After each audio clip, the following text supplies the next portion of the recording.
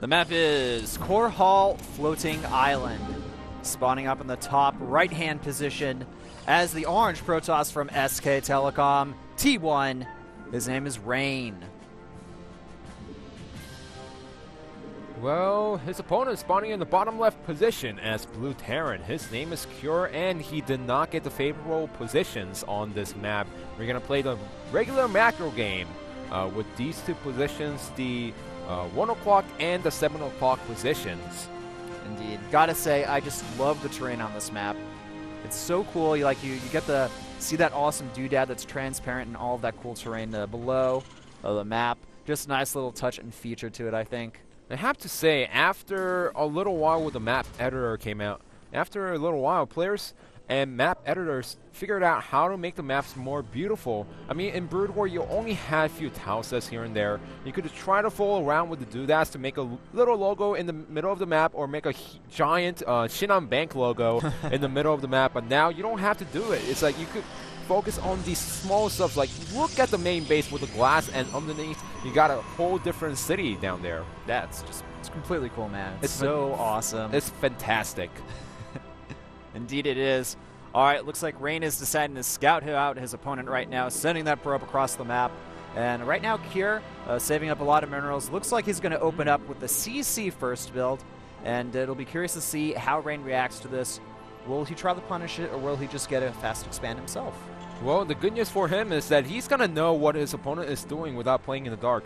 From SK Telecom T1 parting on Whirlwind a few days ago, he actually played, completely blind until the very last second when he actually had to start scouting around. With Rain actually knowing where his opponent is, he just got it so early in the game just to see what he is opening up with, and then now he's going to play accordingly.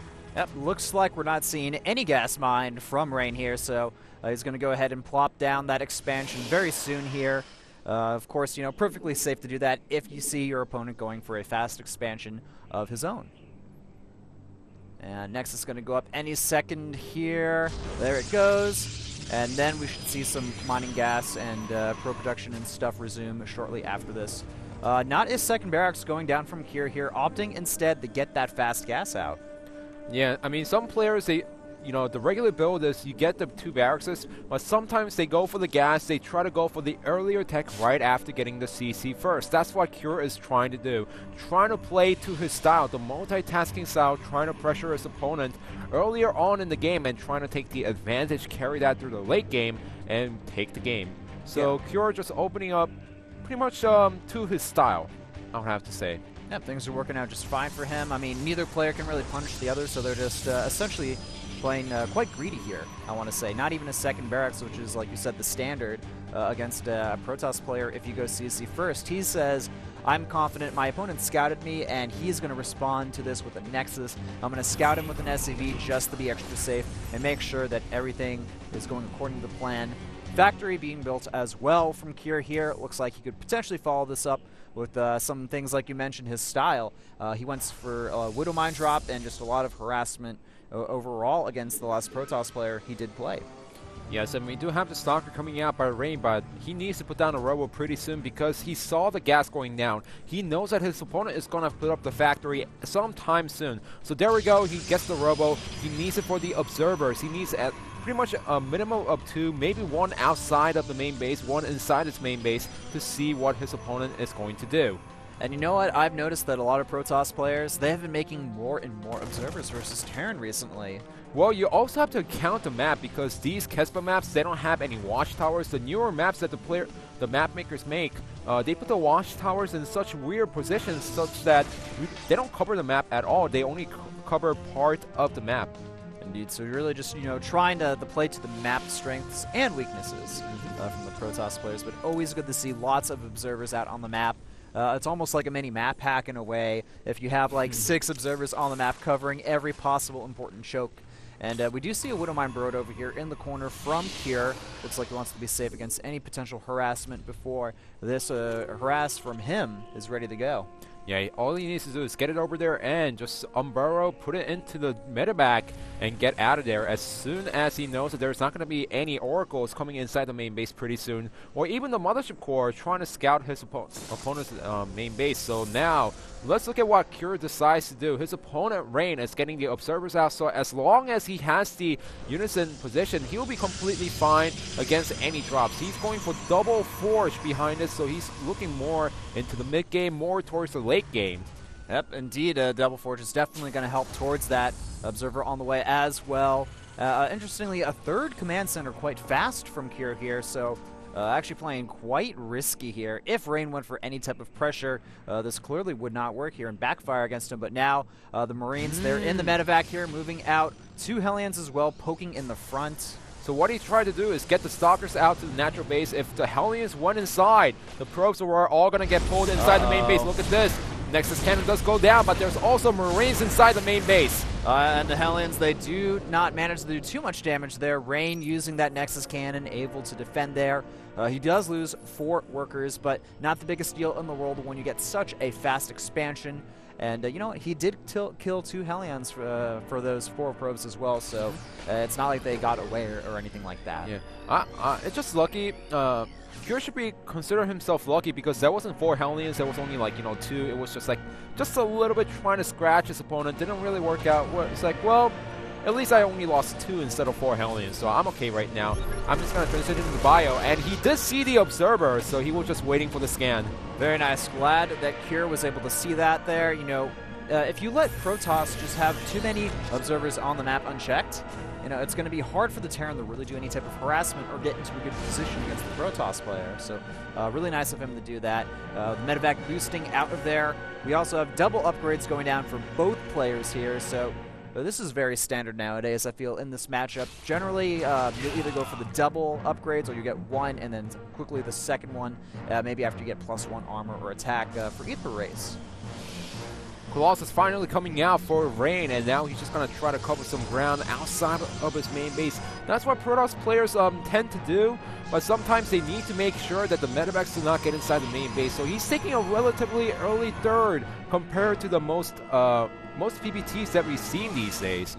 In Wings of Liberty, 10 minutes third base is pretty much standard. In Heart of the Swarm, it's a little quick, and Protoss players, if they decide to do this, they need to make sure they cover everywhere inside the main base and the natural to make sure the medevac drop does not come. But with Cure making such a fast third base and going for some interesting decisions for harassment early on in the game, Rain's probably realized to himself, hey, I'm pretty safe here. I can secure this third base. It looks like we have a potential skirmish going on here. Medevac's boosting out of there, not going to get sniped down by those Stalkers, but I do believe I saw Blink being researched. We already have 1-1 finished, and it looks like 2-2 will start momentarily as well. Stalker's moving up here, trying to do a little bit more damage, but here, I don't know if he's going to really be able to do any successful harassment against Rain here. He's got a cannon up already, lots of units on the map as well, and not too far behind in supply as well. This is looking a little bit awkward for Cure because we've seen some cases where the players try to harass their opponent once or twice, and with the Protoss players being really nice with defense, look at this, he already has a cannon at the natural, so Cure cannot go for the harassment. If this happens for, extra 5 minutes, extra 10 minutes, then the Protoss player just gets so many units out, and the Terran player is so far behind when it comes to, getting the Ghosts out, getting the Vikings out, and eventually Protoss player just rolls over the Terran player. So Cure needs to make sure, while going for these harassments here and there, he needs to make sure he gets the high-tech units out. He's already getting 4 Vikings for himself, which is really nice at this point. Yeah, going for that double reactor on both of those starports there. That's going to allow them to get their Vikings out, a lot of them. And, against a player like Rain, he's known to go for the heavy Colossus style as well. Yeah, so he's just trying to get as many Vikings out, trying to wipe them out from the map as soon as the engagement happens, but also Cure needs to make sure when his opponent is switching to the Twilight Council tech, when his opponent starts adding in the Templars, because yes, Rain does have a lot of Colossus out, but he pushes out when he starts mixing in the Templars and nice force fields on the bio unit, so Cure needs to make sure he always has to be on his toes to scout out what his opponent has. Look at the scouting, scanning on top of the main army. Really nice play by Cure, just seeing what his opponent has and knows that he doesn't need to get any Ghost Academy right now. Interesting position for the Marauder there, kind of a no man's land position, but I guess the Stalkers won't be able to actually hit that unless they have some high ground vision, because I guess technically that's on the high ground there, but what an interesting position for that Marauder. Anyway, looks like we have 2-2 just about finishing up for Cure here. Rain already has his 3-3 on the way. Charge about to complete as well. Further fortifying that third base as well with an additional cannon, and both players really, they're really macroing up very hard right now. Look at that, using that Marauder while the Marine runs around that Zealot in circles. Eventually it gets taken out. Interesting concussion shells not being researched until now.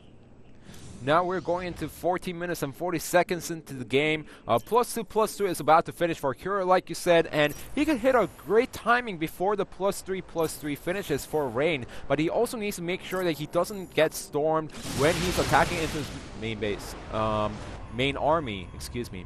High Templar on the way from Rain here. Still no Storm on the way. Another nice Observer snipe from Pure here. I have not seen a Protoss Terran player go for so many scans, but look at this. We have an engagement. Stalkers out of position, and the Colossus, there's 4 of them, but nice micro back. Oh my god, amazing force fields though. That's going to really mess with Pure's micro here. The Vikings, they're almost dead. There's only a few left. 1 Colossus remains. The Zealots are now charging against this Terran army, and it looks like Rain had the better engagement there in this fight. Cure now running away with his main army force, behind in supply, lacking a lot of units right now. This is going to be a really tough position for Cure to recover from.